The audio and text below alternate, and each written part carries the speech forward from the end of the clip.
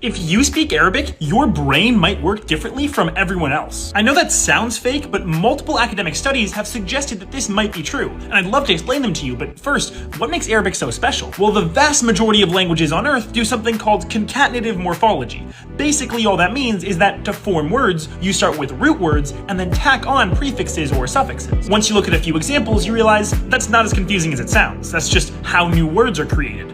Root words contain core information, and then affixes give additional information. But the Semitic languages, including Arabic, do something called non-concatenative morphology. To create new words, instead of starting with root words and tacking on prefixes and suffixes, the core meaning is in the root consonants, and the additional meaning is in the vowel pattern. So the root consonants k, t, b have to do with writing, but ktb isn't a word. Instead, you have to put them into a pattern. So kataba, he wrote, or katib, a writer, or maktaba, a place of writing. And we can reuse these patterns with other roots. So darasa, he studied, daris, a studier, madrasa, a place of studying. As such, many grammarians and linguists have long argued that, unlike most languages which form new words across a single dimension, Arabic works multi-dimensionally.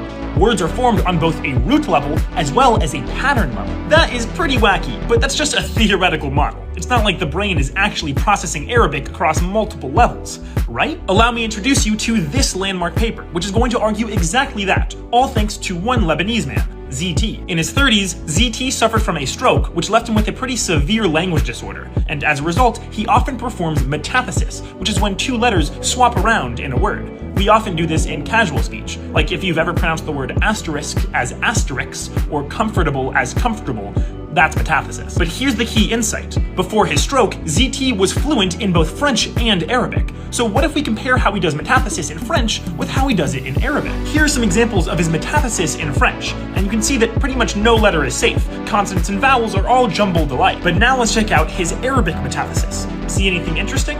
First off, note that the vowels are completely fixed. They never metathesize. But even among the consonants, something weird is going on. Like the initial m, it never metathesizes. In fact, only consonants that are part of the root ever go through metathesis. Wait, so only root consonants go through metathesis? On the multidimensional model, that means metathesis only affects the root level, but the pattern level is untouched. So when ZT had his stroke, in French, the metathesis affected the entirety of language processing.